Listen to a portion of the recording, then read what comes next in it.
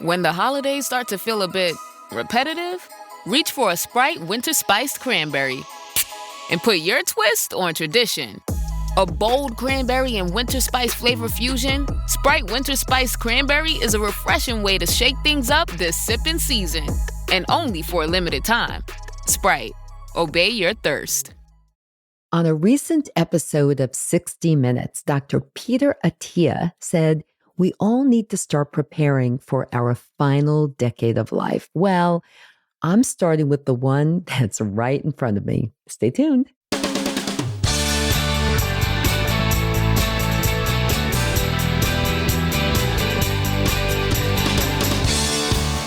Hi, everyone. I'm Barbara, and this is Age Better.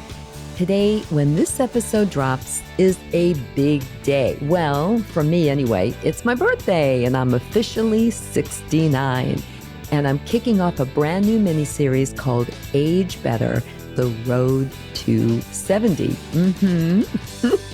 Over the next 12 months, I'm sitting down with some of the world's leading experts to get clear, science-backed answers to one big question. What should I be doing right now to be ready, to be mobile, to be amazing in my 70s? And I'm starting with a powerhouse, Dr. Jocelyn Wittstein, orthopedic surgeon and sports medicine specialist at Duke University, and she's been on the show before. She's my go-to expert on staying strong, mobile, and independent.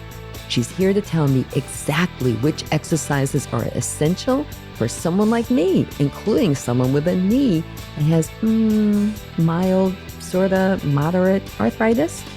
And you'll get even more information about living your best life at any age in Age Better Cheat Sheet newsletter on Substack. Comes out several times a week. If there's anything specific you want me to cover in the coming 12 months as I embark on my journey to 70, send me an email to agebetterpodcast@gmail.com or reach out on social media. Okay, everyone, after you wish me a happy birthday, get ready to age better.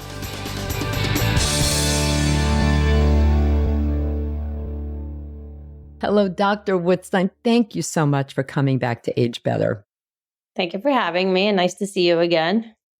So today we're going to be talking a little bit about my journey. I'm calling it the journey to 70, because in 1 year I will be, from today, I will be turning 70. And I decided to have you back on the show because I want guidance. I want guidance from you.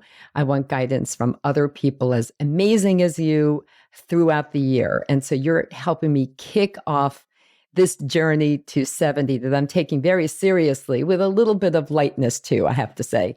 But really what spurred me to decide to do this, Dr. Wittstein, was not that long ago, Dr. Peter Attia was on 60 Minutes. Now, I'm a big 60 Minutes fan. So anyway, he was on talking about longevity and increasing your health span and giving overall some really good advice that I think we already all know, kind of eat better, move more, blah, blah, blah. But he said something that really made me stop because of the next decade that I'm looking at. He said, yeah, well, in this country, for the most part, when people turn 75, they kind of fall off the edge, they kind of fall apart unless they're doing something about it. So his whole thing was like, get yourself ready. In his mind, get yourself ready for what he said, the last decade of life. Now, I don't think, I'm hoping the next decade isn't my last decade of life. But that was the point. It made me go, okay, I'm going to have to start thinking about this a little more seriously. So do you find in your practice, Dr. Wittstein, you see people of all ages, right? Men and women, all ages, people who are athletes, people who are not athletes. Do you see them like kind of once they hit 75, things start going downhill more? I think that people become much more aware of their limitations. And I mean, one of the things that people say to me probably 10 times a day in a clinic, like let's say I have 30 patients, I bet you a third of them mention something along the lines of getting old isn't easy, or it's not for sissies, as the, as the Betty Davis, as the expression goes, or just sort of an expression of that, like coming to terms with like, like it's just these little ailments kind of start to add up and frustration with dealing with them. And I think one of the things that we can do as like myself as an orthopedic surgeon or maybe physical therapist, like other people that are working in the sphere of musculoskeletal well-being is try to give people the tools to kind of work around these limitations. And, I sometimes in a lighthearted way, I try to liken it to like a sports injury when you're a kid, except for just the injury isn't going to go away. Like it's not like your knee sprain that's going to go away and we're going to temporarily work around it. Like your knee arthritis it's always going to be there. We need to find a way to work around it so that you can stay active. Oh, we'll get to my knee arthritis soon. Yeah. We're working our way to that. But I think, like people certainly notice these things more in their 50s and 60s. But I mean, most people at over 70 have some degree of arthritis. Probably a third of them have a rotator cuff tear, So these just little things add up and they're cumulative and frustrating to people for sure. Yeah. And also let's not forget bone loss. I mean, that's a really big deal. In my mind, your mind too, of course, muscle and all these things and bone health, they all go hand in hand.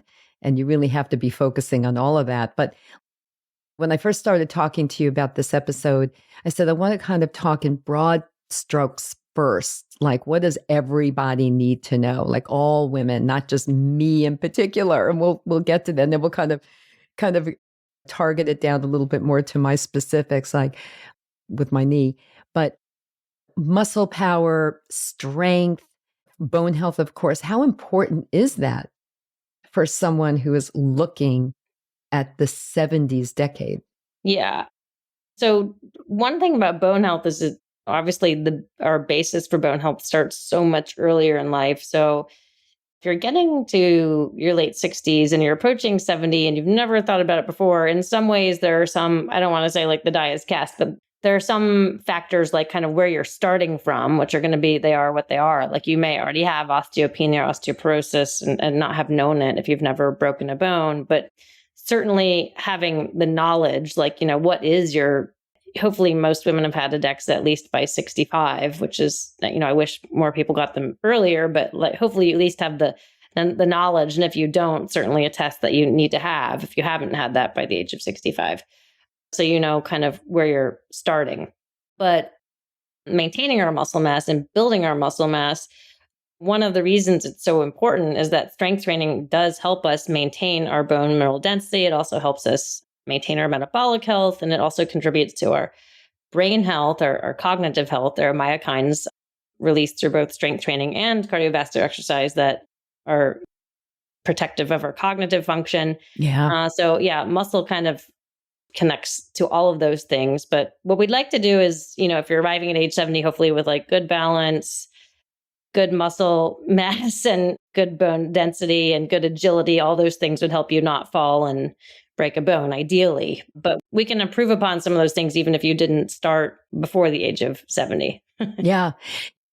I have a couple of mantras. One of them is very simple: no fall, no fracture. Mm-hmm. Of course, there are those who have severe osteoporosis where a big sneeze could, of course, break something. But you know what I mean? For most of us, that's not the case. And really feel part of my goal is to not fall. And my bigger goal as I get older and I'm facing my 70s is to be as mobile and independent as possible. I'm talking about 70s, 80s, and beyond. Let's see what happens there. Let's see what happens with the great beyond. But yeah.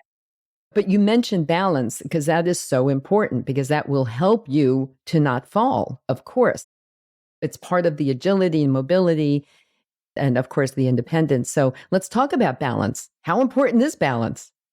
Right. As you said, losing our balance often leads to a fall. And if you already have poor balance, then you have something else maybe tipping you into temporarily worse balance or confusion, like an older person who's up in the middle of the night because they have a urinary tract infection or something like that. These things can combine, of course. But yeah, as you said, the fall is what leads to a fracture typically, and sometimes people think that they broke their bone and then they fell, but that's not really what happens. Is you fall and then you break a bone. I mean, falls are a huge risk for hospitalizations, fractures, even death. frequent falling can be exacerbated by certain medications, like Benadryl, for example. There are medications that can exacerbate this. But yeah, for the most part, maintaining your balance over time is going to make you less likely to fall, which is going to make you less likely to sustain a hip fracture, which is what everyone would like to avoid as they get older. Absolutely. Absolutely. I don't recall if I ever mentioned this to you when we recorded our other episode, but my mother had osteopenia, really, but she fell and broke her hip when she was 83. And by the time she was 85, she had passed away. She never went home again, could not live at home, was partially wheelchair bound. Her mental capacity really spiraled downward. And so did her overall health because she wasn't moving anymore. And it really was horrible to see. And so, of course, I said to myself and to my daughters, because I'm really putting a lot of these ideas about bone health and muscle and strength and everything in their heads at a very young age. And I said, I'm never going to let that happen to me. So that's why this no fall, no fracture mantra is really critical for me. Statistically speaking, if you have a hip fracture, the risk of death over like a 2-year period is about 1/3. And is it the conditions that led to the fall and led to the hip fracture that predisposes to people to that? Or is it the aftermath? It's probably a little bit of both, because for most women, if you were using no assistive device before your hip fracture, it's highly likely you might need like a walker or a cane after a hip fracture is fixed. If you were using a walker or a cane, you might end up needing a wheelchair. And if you were needing a wheelchair, you may not really be even transferring anymore. So there is kind of what I call like a stepwise decline after that. And there are also complications of hip fractures. Like the most common complication of a hip fracture is a urinary tract infection, which can lead to sepsis and death. So I want to stop you there for 1 second, because you did a video on Instagram. And again, everyone, if you caught the episode where Dr. Wittstein was on the show, I did really encourage you to watch her, follow her on Instagram, because they are useful videos. And you don't really get that a lot. I have to say, on Instagram, you get a lot of stuff that's kind of mindless. This is not mindless stuff. This is really good information. And one of the things you said recently, because of the removal of the black box warning on hormone therapy, and specifically vaginal estrogen, right? Topical vaginal estrogen, which is incredible. And I had a recent episode focusing on that as well with Dr. Noctegal. But you did say that, you referenced that you want to avoid UTIs for a lot of reasons, a lot of reasons. But one of them is because if you do fall and break your hip or something, and you can get a UTI, it's just like they seem to be so much more common. That happened to my mother. Yeah. Or I actually think that many times, like I cannot tell you how many times you get called with a hip fracture in the middle of the night rather than during the day. And you've got women who have a urinary tract infection, who have urinary frequency, and they're getting up in the dark, a little bit confused from the UTI. Like we all know, women have gotten some confusion is often a symptom of a UTI. Absolutely. And they're a little confused, a little disoriented. They're getting up to go to the bathroom frequently in the night and they fall. And then you have a hip fracture in the setting of a urinary tract infection, which is more likely to be complicated afterwards. So, yeah. So, but you may think like, what does vaginal estrogen have to do with orthopedics? But it's actually quite a lot, because it's all mixed in with this picture of hip fractures and recovery from them and urosepsis and death. And it's such a simple thing that really should reduce that risk, actually. Yeah, and I really want to thank you for posting that, because people don't connect. Like, what does a UTI and your vaginal health have to do with your, fracturing something? I also want to take this moment. It's almost like a little, not an ad, no, but the complete bone and joint health plan. This is as I am going toward my 70s. Oh, it matches your shirt. Did you do that on purpose, Barbara? Oh, yeah, look at that. Yay. But as I go toward my 70s, this has become my Bible for my bones and joints and arthritis and my knees and everything. This is an excellent, excellent book, everyone. And thank you for writing it, Dr. Wittstein. So anyway, everyone, Instagram, I will have a link to the book and also to the Instagram in the show notes. Okay. So, and thank you for bringing that up. So, what are some of the mistakes that you see women in my age group as they're trying to get themselves stronger? We hear a lot on social media about, from some of your colleagues actually, about lifting heavy. And we know that's important. We really, really do. But sometimes we're not ready to lift that heavy and we might hurt ourselves. So what do you see? What do you see happening? Yeah, I mean, I see a lot of overuse injuries. And it's not to say that, like, I want to emphasize there are ways to begin with lower intensity strength training and lifting and progress to moderate and higher intensity. And there are obviously well done trials showing this can be done safely. But of course, trials are done on people that were selected because they met inclusion and exclusion criteria. Like they don't have a terrible meniscus tear and arthritis or had surgery on their knee in the last year, or a rotator cuff tear, or, like they've checked boxes to be like someone that could be included in a study. And in the real life, where we don't all meet inclusion and exclusion criteria, we all have our own little musculoskeletal histories and injuries and insults over time that we've accumulated. And, some of us just have our weak points that we have to work around, or pain points that we have to work around. And while data definitely does show that higher intensity strength training, meaning you're like at those high proportion, 85% of your single repetition max level of lifting, your sets are in low numbers, like 4 to 6 repetitions, something like that. Those interventions, especially those that load the axial skeleton, like where you're carrying the weight or overhead pressing the weight, that kind of thing, where it's on your whole skeleton, those do increase bone mineral density more than interventions where we're at a lower level of resistance, higher repetition, so lower intensity or moderate intensity. But the lower and moderate intensity do still have benefits. And for every individual, I think, again, if you have some musculoskeletal history that is relevant, like knee or hip arthritis, or a history of a rotator cuff repair, or whatever, for certain aspects of strength training, you may need to rely on those lower or moderate intensity ranges in order to avoid exacerbating an old injury or chronic condition that then removes you from a strength training activity for periods of time. Right. It needs to be sustainable for you. And so aside from exacerbating other like pre-existing conditions or uncovering conditions, sometimes people they advance too quickly. And I see a lot of like tennis elbow, for instance, like people want to go do the farmer's carry at 75% of their body weight because that's what they think they need to do. And then they're coming in immediately with tennis elbow or lateral epicondylitis that persists for a year. And now they can't do a farmer's carry for a year. And does that happen primarily because they haven't given their bodies the time to work up to that 75%? Yeah, I think just like anything, doing too much too soon. I mean, if you're training for a marathon, you don't just go run your 20 miler.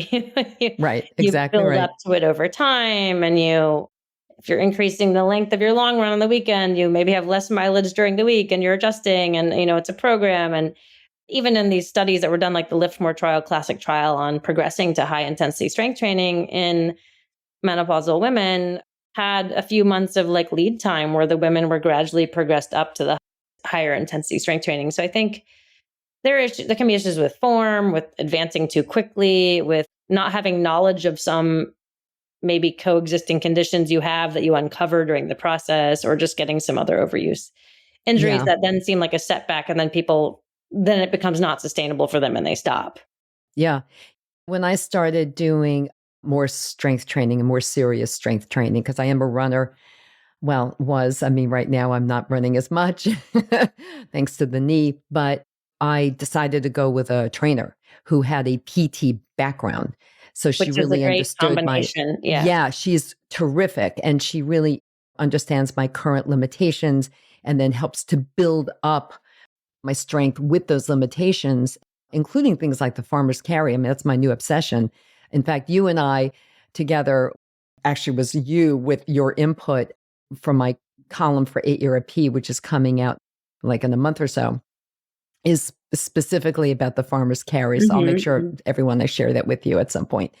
But I think it's important to get some help in the beginning. You may not need a trainer for the rest of your life, But I think it makes a lot of sense to get someone who is knowledgeable to make sure Right. your form is right. I mean, let's use the farmer's carry as an example again. When I was discussing it with you for the column, Mhm. you specifically said you have to make sure your shoulders are back. They Mhm. don't go forward. The weights can't touch your thighs. I mean, there are specific things that you need to be aware of. You won't be aware of if you're on your own as well. So I encourage people to do that. Don't you?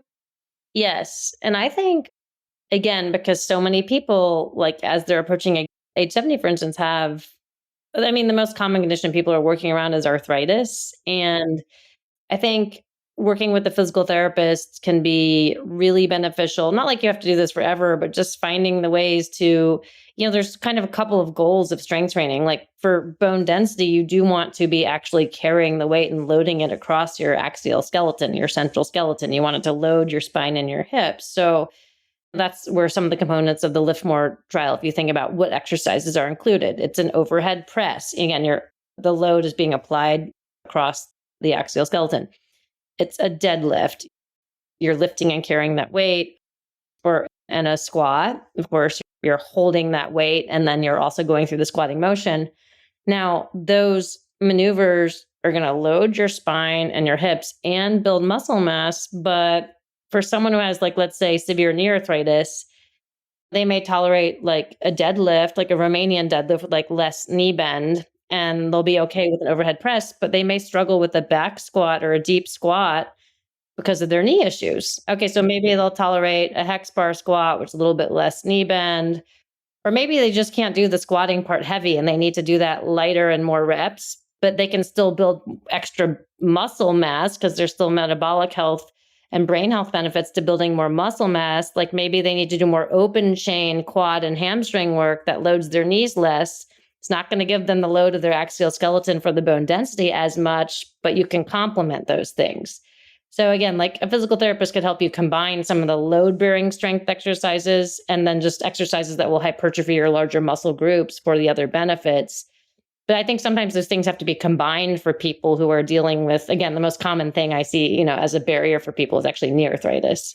Right. I think the biggest takeaway for me from everything you just said is that everyone is, you should get some help, get a PT, get some expert help. Get some expert help to get you started. And then the other takeaway is you have to do this. Yeah, you need to do this. See, this to me is like the biggest takeaway. You have to be doing this. This is like a non-negotiable. Right, Dr. Like Wittstein? 2 days a week, like carve out 2 days a week. Yeah. Yeah. We're not talking about every day, even. Not at all. Let's just, about bone health, I want to kind of stick with that for a minute because that's a really important thing for me. Obviously, my mother's history, and I myself have osteopenia. I've managed to keep it in the osteopenia folder since I found out I had osteopenia when I was 50, and I'm 68, about to turn, I'm 69 today. I have to get used to it. I'm 69 today? years old. It's your birthday? When this episode is airing, everyone, it's on my birthday. You'll be 69, yeah. I usually just round up and say whatever is going to be the next year. It's like, wait a minute. Okay. So bone health is really super important to me. I'm very connected to the Bone Health and Osteoporosis Foundation too. But I did start using something that you talked about in an Instagram post also, and we've talked about it in our last episode, and it is the Osteo Boost vibration belt. I've added that. To me, all these other things we've been talking about, the exercises that we must do, you must do those. Those are not, maybe I'll do them. No, you have to do those. This is a tool. The Osteo Boost is a tool that is going to, in my mind, this is how I view it. I wear it every day for 30 minutes. That's how you're supposed to use it. There is some science behind it. It's NASA-based science.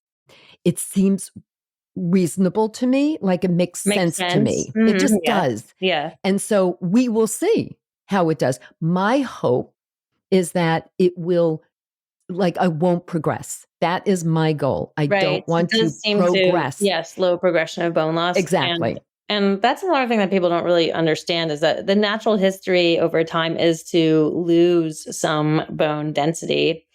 And interventions that either slow or reverse or halt bone loss, any of those things that is an improvement over the natural history.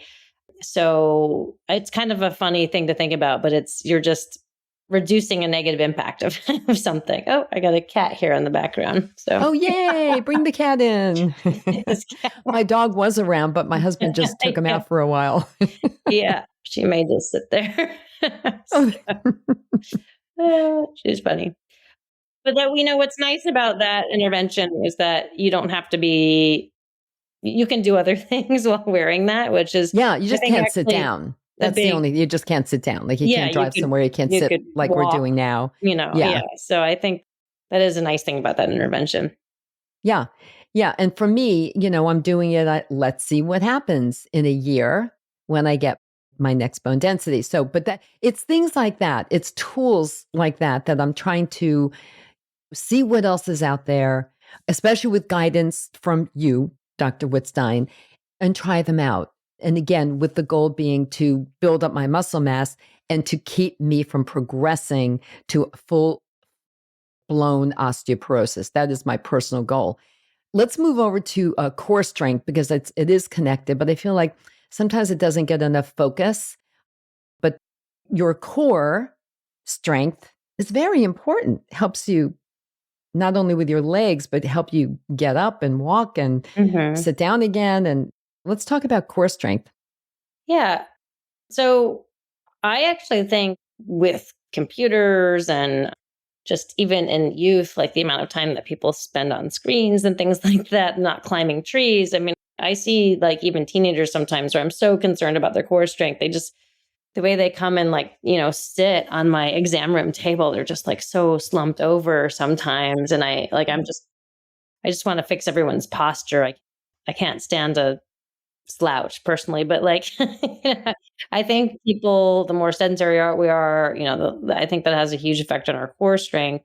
But, core strength is important for reducing things like back pain, for example, but also you need core strength as a basis to progress to some of the other strength training maneuvers that you need to do for bone density. So, if someone has really poor core strength, that may impact their ability to do a deadlift or a weighted squat, or, you have to have good core as a basis to do more of these combined movements. And even for people who have really severe osteoporosis, there are certainly like a number of very safe non-spine flexion maneuver core strengthening exercises that can be done. And you mentioned, breaking a bone by just sneezing, but if you're talking about someone who has really severe vertebral body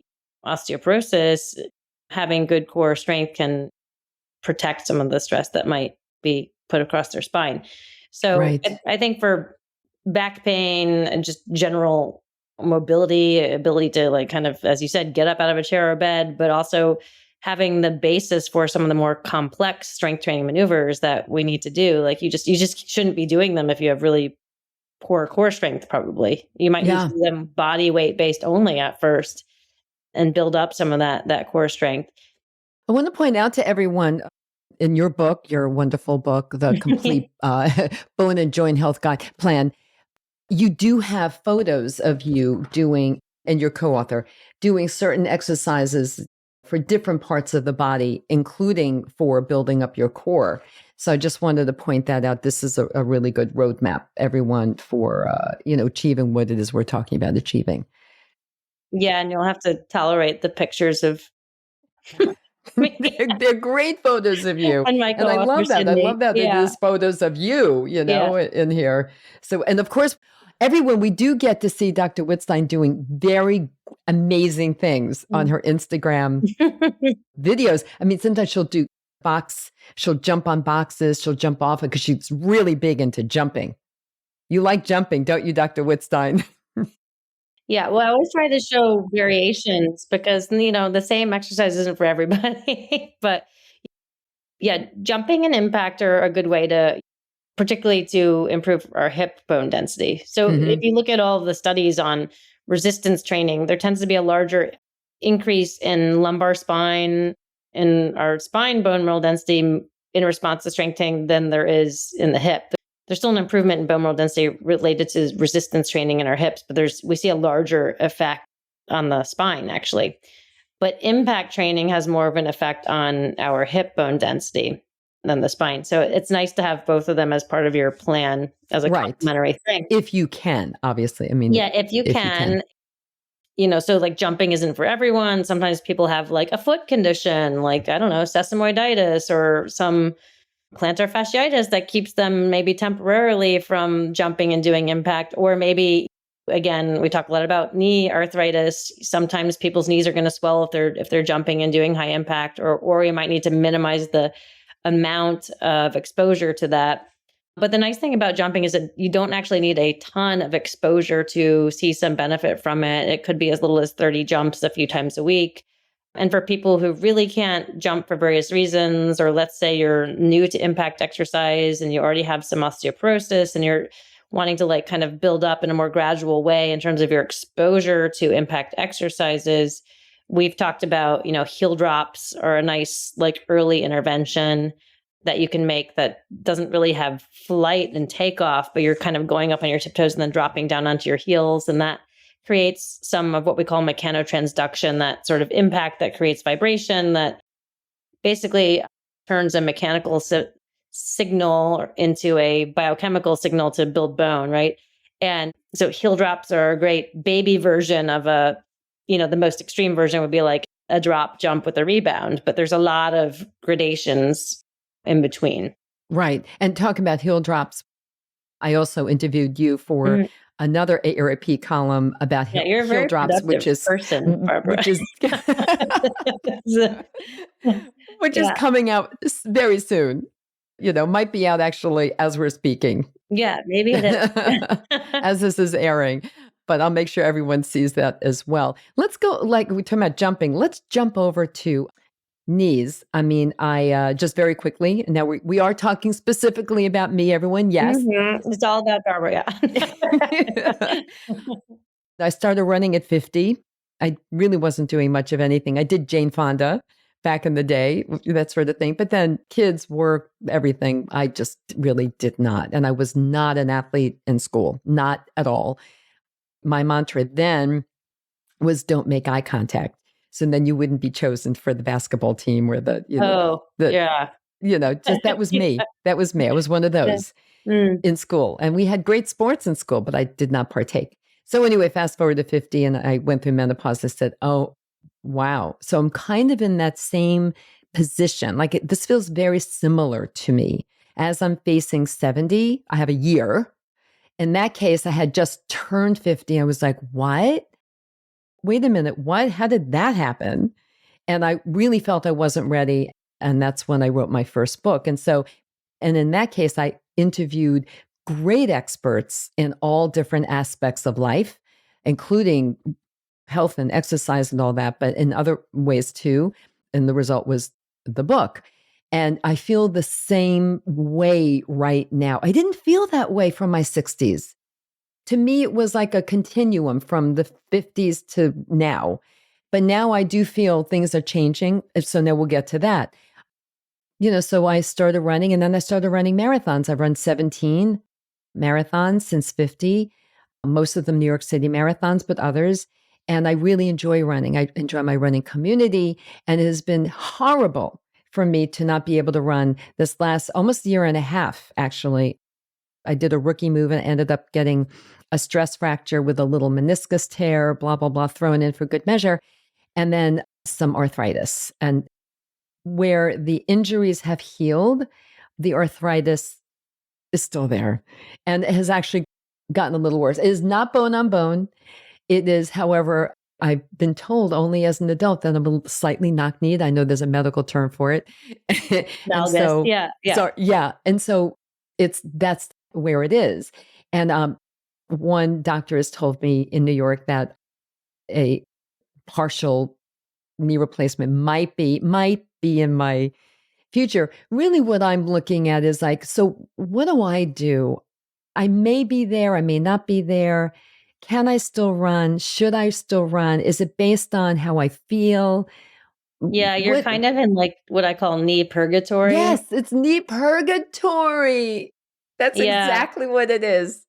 there are a lot of people in knee purgatory. I see them every day. And sometimes when you say something so often, you almost hear yourself talking out loud because this is such a common condition. Like, I mean, I've kind of made up that term. It's not a real term, knee purgatory, but it's people in between, like you wouldn't benefit from a knee arthroscopy, but you don't need a knee replacement yet.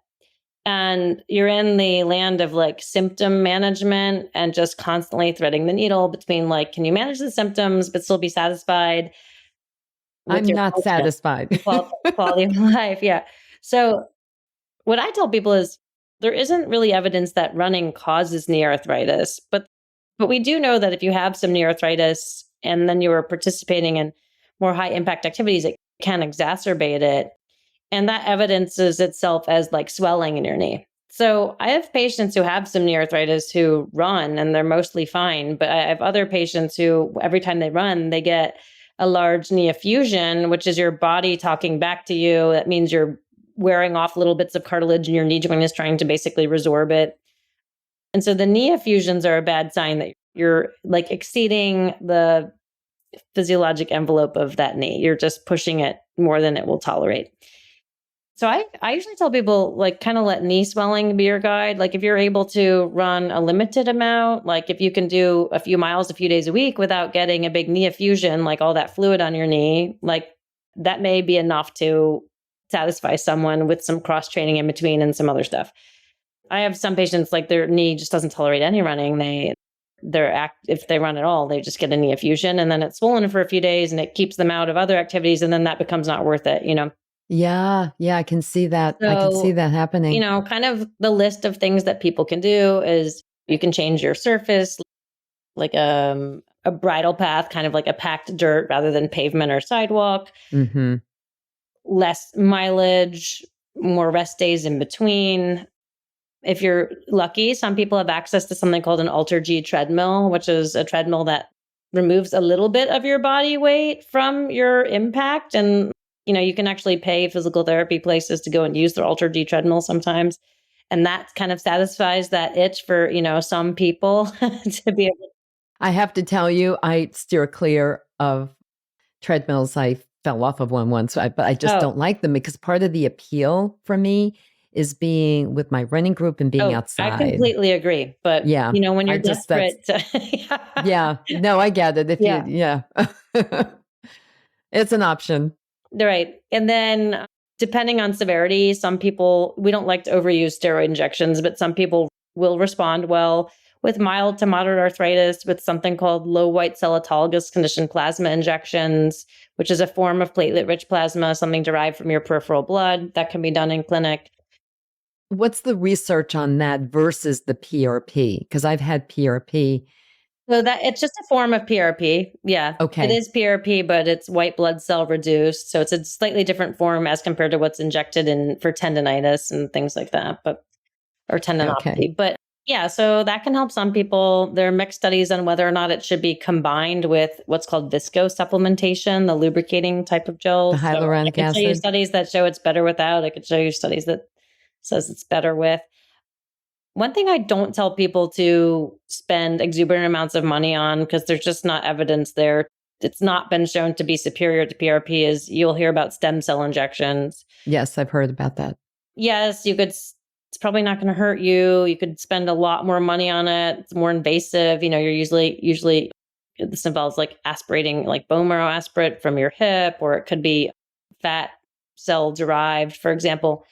These are much more expensive procedures, more involved to like get the stem cells, and they just haven't been shown to be superior for symptom management over platelet rich plasma or what's called autologous conditioned plasma, which is that version of PRP.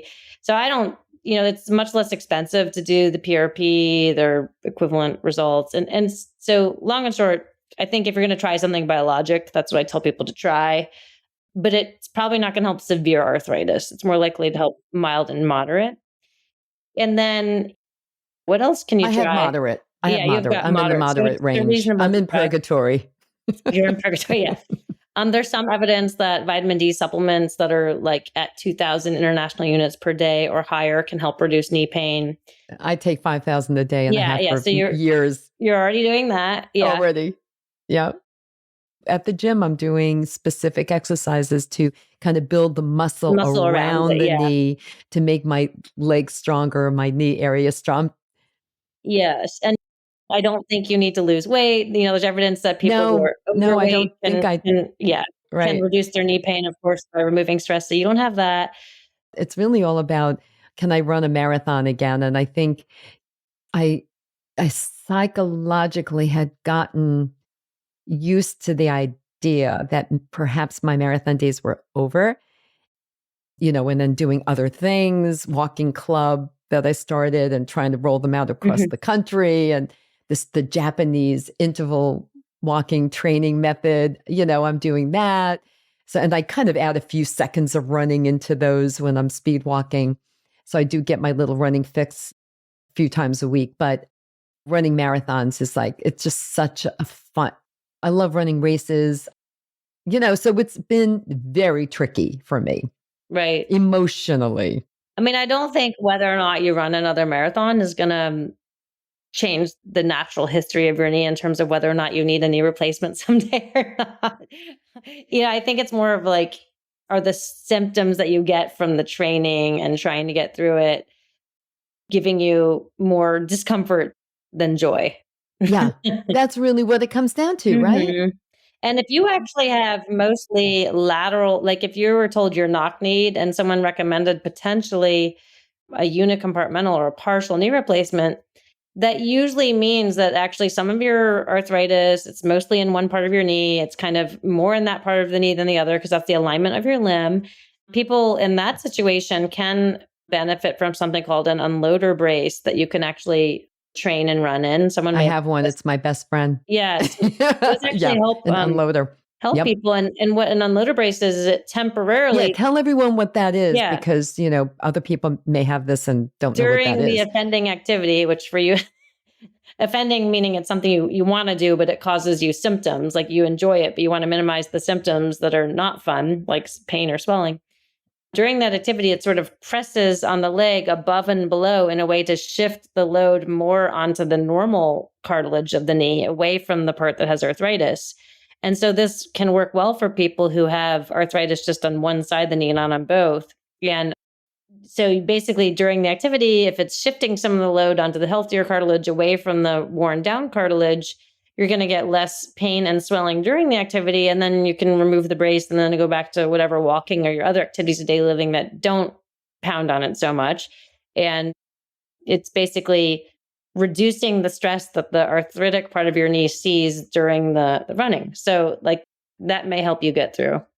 Right. Everyone, that's something, if you do have arthritis in your knees or one knee, maybe consider discussing that with your doctor about, right? I mean, you can also get them online. Like you don't need to go to a doctor, but it would be, I think, helpful. Yeah. I mean, I think it's useful to go to a doctor and they can check an x-ray from your hip to your ankle and see what your alignment is. Because if your alignment already falls in the healthy part of your knee, an unloader brace isn't going to help you at all.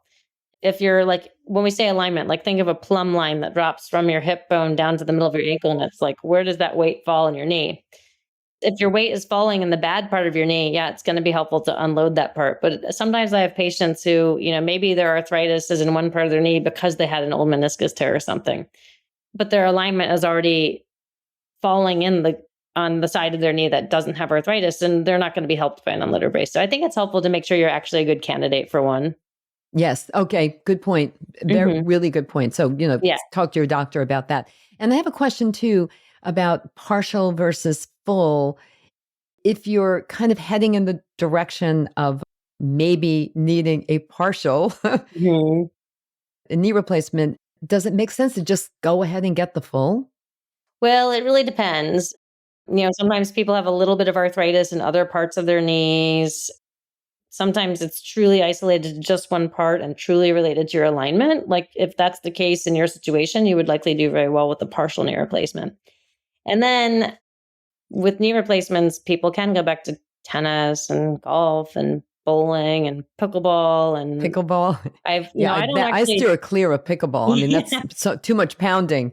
yeah, I don't I'm more of a joint preservationist. I don't replace joints, but it's interesting. I think things have evolved more as I talk to my colleagues who do replace knees and hips. They're like, letting people do plyometric work. I don't think they want you to go run a marathon, but obviously they're letting people, participate in sportier activities. Yeah, that's good. Because these materials are improving or have improved over the last couple decades, and the longevity of the implants is better and things like that. So yeah, no, that's really good. I mean, knee arthritis is one of the most common things, as you yourself pointed out during our conversation, one of the most common things that can happen to you as you start to get older. I know so many people who have some level of knee arthritis. You would think by now there would have been kind of magical, I know. Yes, some other modality that we could use. I know. And I tell patients, it's like, people really don't believe me sometimes when I say, like, we just don't have a way to like recoat the whole surface of your knee with cartilage. It's sort of like if you've ground away all the enamel on your teeth, then you can have a crown. I mean, it's like a crown on the end of your joint surface. That is so amazing. You're right. It is. It's like putting a crown on. So that's a wonderful analogy. So that explains why you just can't magically kind of like inject something and a new cartilage. I mean, that's really what I'm talking about. Just give me an injection of new cartilage, please. Yeah, that would adhere to all the surfaces. And it's just like, that doesn't exist yet. I wish it did. Yeah. Well, we'll see what happens down the road. But for now, all right. I guess I heard my answer about marathon running, but maybe I could walk one, but that sounds long. That sounds long. You could alternate walking and running. Yeah. But I think you would want your unloader brace. I think for sure. Yeah. We'll see how it goes. We'll see how that goes. So let's just talk specifically. Now we're kind of getting down to the end of our conversation, but give me the specifics. What are some of the non-negotiables that I must do this next year and beyond, right? So that I have a great 70s decade. That's what we're looking at. Barbara, you want Barbara to have a great 70s decade. And everybody listening in who's either confronting 50, 60, 70, 80, whatever, to have that same great decade. That's what we're looking at. And, knowing that you can add other things in, right? Yeah. What are those non-negotiables we must do for mobility, core strength? Yeah. Well, I think prioritize, I'm going to say generally exercise in your life, but there are a lot of components to exercise. And we talked a lot about bone health, but as you know, the number one killer of women is still heart disease. And you hear so much about, you've been running your whole life, or you've been doing all that cardio, don't worry about the cardio. You need to strength train. I don't want the message to get lost that cardiovascular exercise is really important, and for various reasons. So cardiovascular exercise is important for clearly your cardiovascular health, your heart health, maintaining your VO2 max, also your brain health, your cognition. 150 minutes of moderate intensity exercise per week is associated with reduced risk of dementia. And we know that cardiovascular exercises increase our circulating levels of brain-derived neurotropic factors, and again, a neuroprotective factor, right? So I don't want to lose the message that we do need to do cardiovascular exercise. And I like the research of Dr. Benjamin Levine on this. We may have talked about this before. So regardless of our emphasis on strength training, you do want to get 150 minutes a week of cardio in. And that could be, and I would recommend, one Norwegian 4x4 per week. Could you explain what that is for everyone listening? Yes. So the Norwegian 4x4 is an exercise where you, for 4 minutes, are really at your highest kind of max. You're in the top maximum range of heart rate. You're pushing it really hard. You're breathy. You can't have a conversation. You're at a high intensity. And then you have 3 minutes of active recovery where you could hold a conversation. So slowing down a lot. Like you're still maintaining the cardiovascular activity, but at a much lower intensity so you can maintain a conversation. So it's 4 on, and then that 3 minutes of active recovery, and you repeat it 4 times. One question about that. Mm-hmm. So I used to do that with running. Now, not so much. Can you do this with other things, such rowing? You could do it on a rower. I love to do it on an air bike. An air bike. You could do it on a stepper. That can be torturous for some people. Depending on your level of cardiovascular fitness, it might be you get to that point with walking uphill, or the Japanese, interval walking method, or maybe walking with a vest on that's increasing your intensity of your heart rate, like as you're exercising. So it doesn't have to be some crazy sprint running. Okay. But I'm just sort of starting with the basics of cardiovascular stuff.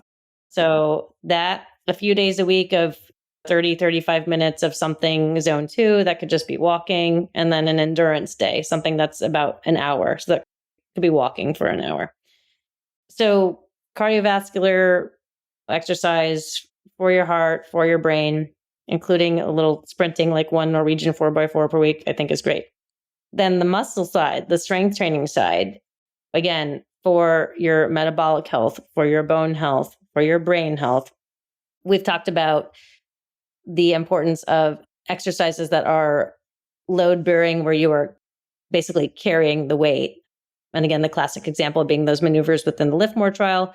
But again, working around your musculoskeletal conditions, if you need to use other like kind of less load bearing forms of strength training to also increase your muscle mass to complement some of those other load bearing options, I think is, a great way to do that. And you want to do your strength training a couple days a week. And I think that's a reasonable goal for most people, to get in 2 days a week of strength training. Totally reasonable. Yeah. Totally. I think you can do balance work. That's another component of this, fall prevention. Let's talk about that. What do you suggest? Fall prevention, that includes like balance and agility work. You can do balance every day. It's so easy to habit stack, build into your day. Like I think we've talked about, you could just stand on one leg while brushing your teeth and switch halfway through and stand on the other. If you're just doing anything in the kitchen, stirring a pot, you can practice standing on one leg. Obviously, we don't want you to fall over, but there's an example called toe touches, where you stand on one leg and you sort of bend over and touch your toe and stand up. Like that, you could literally do that just like picking things up. So it's easy to incorporate balance in your day, I think. Waiting in line, you can stand on one leg. So there are a lot of places you can practice balance for sure. Agility, if you don't have a ton of time, you can fold agility exercises into your cardio time. It can be some of that, if you're doing some hopping or jumping rope, things like that, that may fold into some of those minutes of cardiovascular exercise. I think the tricky part for a lot of people, some agility work is hard on knees. So again, if you have arthritis, you may need to choose some type of agility exercise that is less impact on the knees. So that could be a simple agility ladder where you're not like jumping or running, you're just making fast movements with your feet. I just want to interrupt you for one moment about that, because that is something I do when I go to the gym with my trainer as part of my agility practice.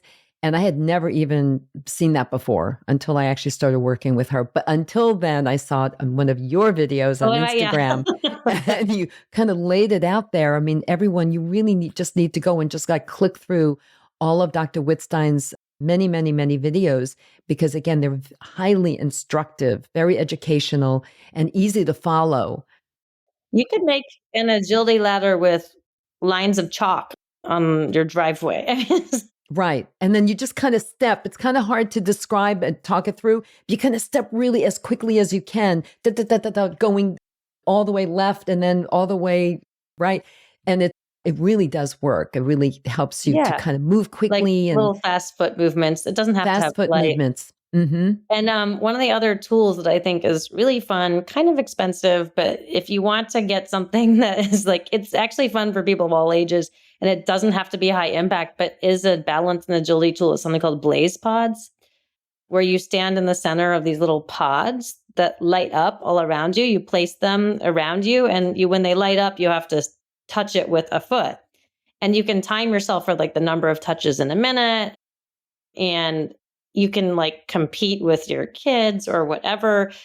I'm writing this down in my little book. Sweat a little bit while you're doing it. We use them in physical therapy when we're doing like return to sport recovery, but it's kind of like a low impact, fun, balance, agility task that you can, and you just need like a little floor space. It's so easy to do. That's a great idea. And if you have done a video on that, I missed it. Did you do a video on that? I do. I have one out with the blaze pods. Yeah. I have no relation to the blaze pods. I just really like That's them. a great idea. Mm-hmm. Yeah. Yeah, I'm going to look this up. Everyone, I'll put a link in the show notes Yeah. to Blaze Pods. Yeah. And there are other, like, I haven't tried, there are other variations of them for sure that I've seen on Amazon and things like that or whatever. Like, I haven't tried the knockoff, as we would say, but I have used that specific brand. So I should probably try some of the knockoffs and see if they work as well. But so I could give us an option. Give us some options. But yeah. I've used the Blaze Pods and they're fun. So that's a great option for like kind of low impact balance and agility combined. And you'll actually even get your heart rate up a little bit while doing it, which is fun. So I think anything that gets your heart rate up, you can count it towards your minutes of cardio. Yay. Yeah. And then the last piece, so we talked about balance, agility, strength. And then the last piece of that is the impact. Again, more effective for hip bone density than lumbar spine. Again, always having to keep track of what other ailments you have. If the jumping really high impact isn't your friend because it makes your knee swell up or hurt or whatever, just do the heel drops, like 30 of them 3 days a week. Do the heel drops or do very low jumping. I mean, that's what I've started to do now. I'll just jump, but I won't jump really like off of something very high because of my knee. So things, maneuvers that have been shown to have that like high impact, what we call ground reaction force, creating like more than 3 times your body weight, basically. Actually, heel drops do that, even though they don't seem to create as much load on the knees. A squat jump with a rebound jump or jumping off of an 8-inch step with a rebound jump creates that more than that force. And your steps, like standard steps, like you have in your house, or that's about an 8-inch step. Right. So those are all options, but I think the lesser amounts of impact may be more tolerable to people, like a lighter jump with a skipping rope, for example, may be more tolerable than bigger jumps for some people. And then I think in general, though, as we get older, more people develop arthritis. There are things that like maybe your knees just are not going to be happy with. If you can't do jumping, that's okay. There are so many things that aren't exceeding those thresholds of high impact that are just load bearing, weight bearing activities that overall reduce risk of falls and fractures.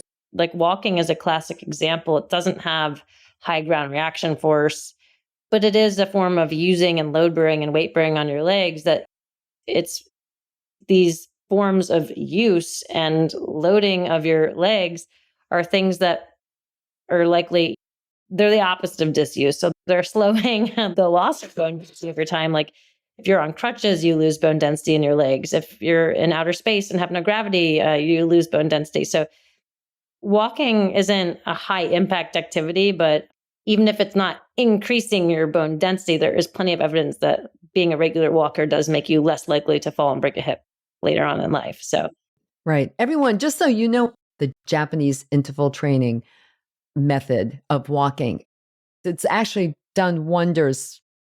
And I wrote an article about it for AARP, and I've been doing it. And I actually ran, quote unquote, or participated in is probably the better way to put it, the Brooklyn Half Marathon in May, doing that. I mean, that was my training for it. And then I speed walked my way through. It's an incredible thing. I mean, you could do that method for an ultra marathon. Yeah. And yeah, for sure.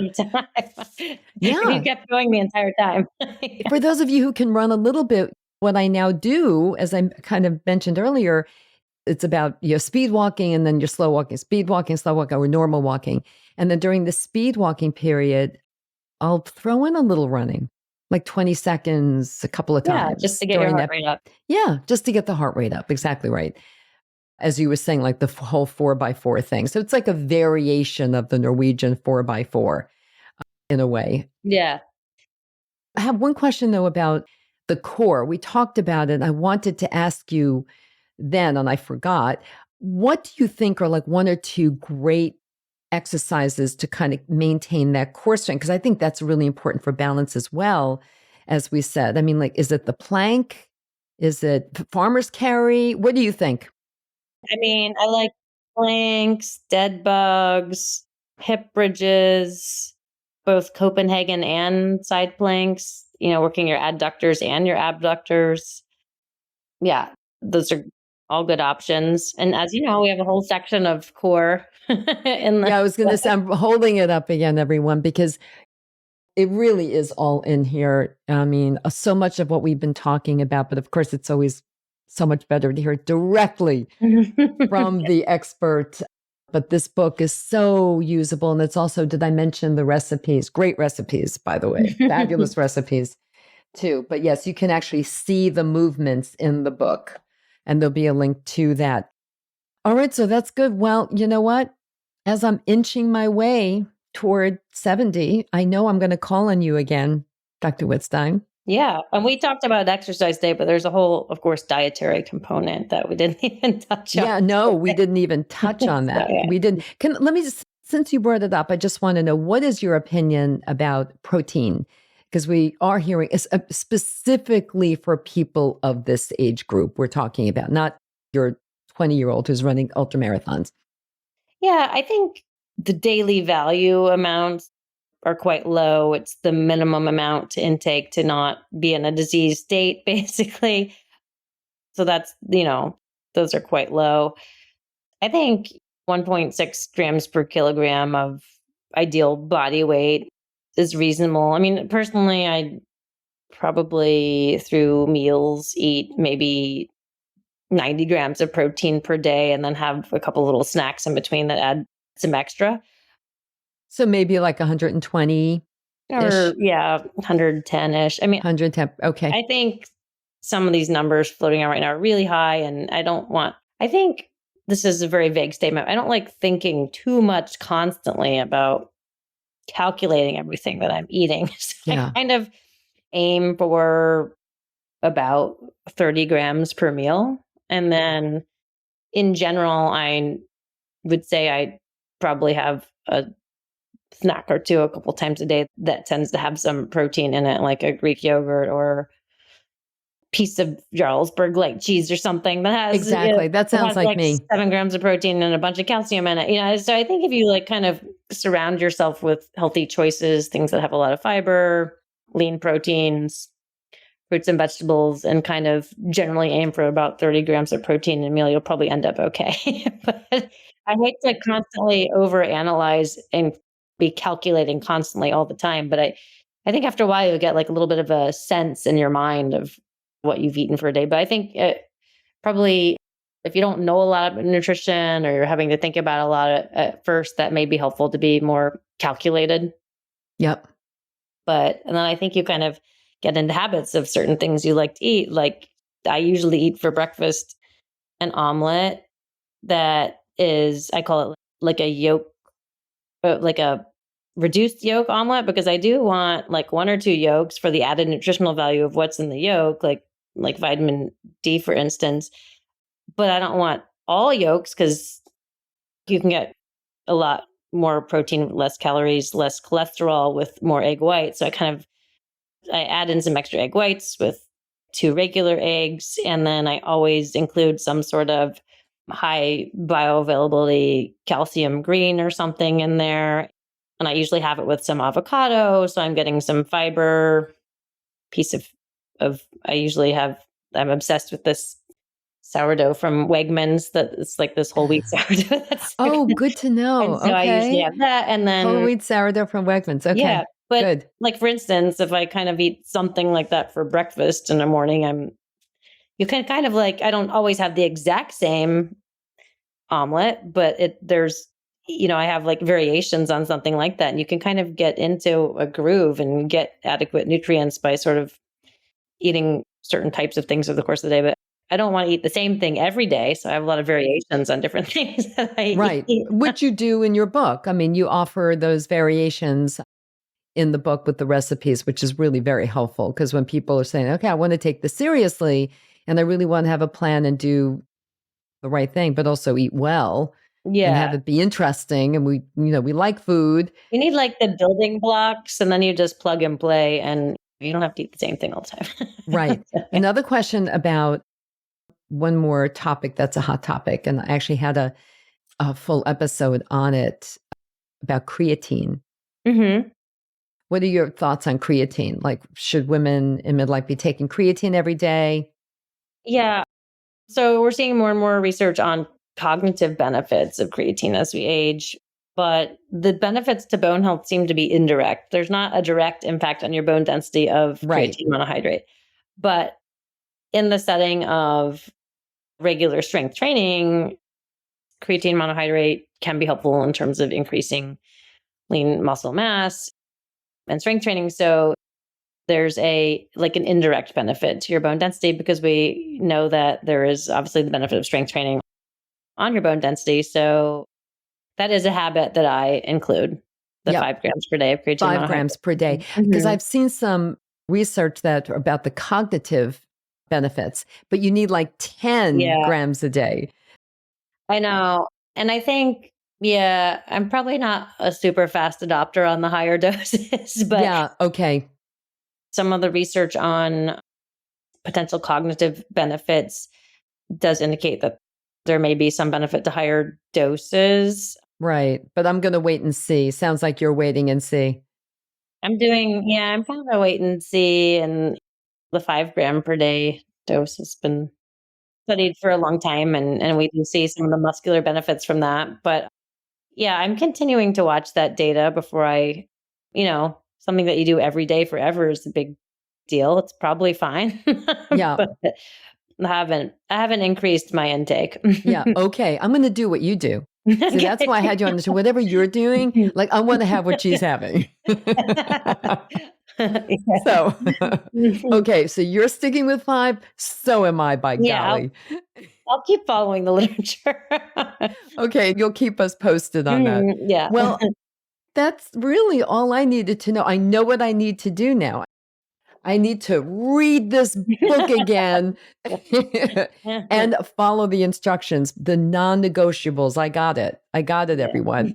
Right? I'm going to do a little Substack review of what we talked about so you can have it all kind of down in writing as well as listening to this. But you get it. I mean, you need to move your body. You need to get your heart rate up, and you need to strengthen your muscles and, hopefully stop the progression of bone loss. I mean, that to me is a big win. If I can look back and say, wow, my bone loss didn't progress to that point, that is a win for me. Mm-hmm. I mean, if I could add some bone in, really great. But my expectation is I'm just going to stop the bone loss. So yeah, which is that good. is my goal, Yeah. right? Yeah. And, Yeah. and of course, what's my mantra? No fall, no fracture. Don't fall. Yeah. That's a big one. Stay Right. That's a upright. big one. Yeah. So, Dr. Wittstein, this was amazing. And before I let you go, before we wind down completely, can you please share your top 3 takeaways that you really want to make sure everyone remembers from this conversation today? Yes.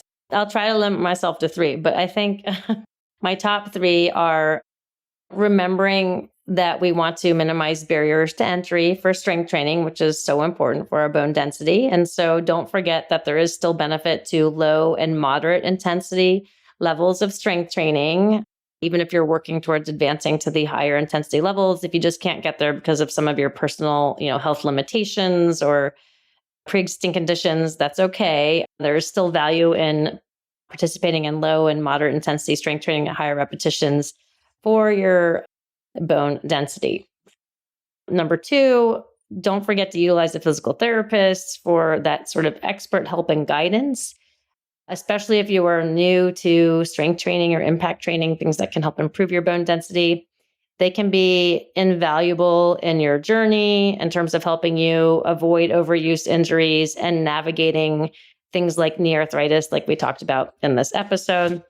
And then number 3, don't forget about cardiovascular activity, because that is equally as important to your health in the long term in terms of your cardiovascular and brain health. It is a hugely important factor in your longevity and health span.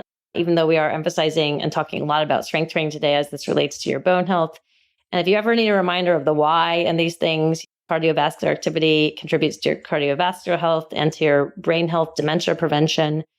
Strength training contributes to your metabolic health, your bone health, and also your brain health through myokines that it releases. So if you're ever needing some motivation, just think of the why and try to dig in and do these things, strength training a couple days a week, and ideally 150 minutes per week of moderate intensity activity in terms of cardiovascular exercise. Thank you so much. This was a great conversation. I know exactly what I need to do. Everyone out there, you know exactly what you need to do too, for sure. And please check out the Complete Bone and Joint Health Plan, co-authored by my guest doctor. Thank you for having me. Thank you so much. And I know you'll be back. Yes.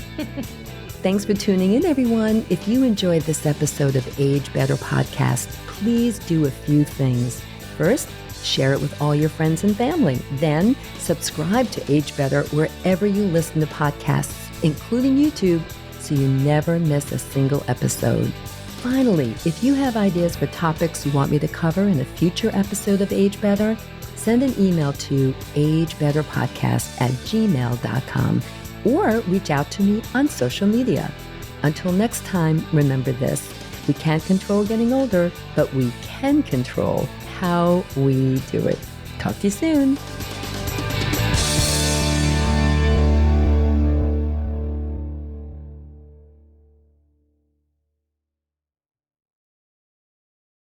Age Better Podcast is a proud member of the Sound Advice Network. Sound Advice, women's voices amplified.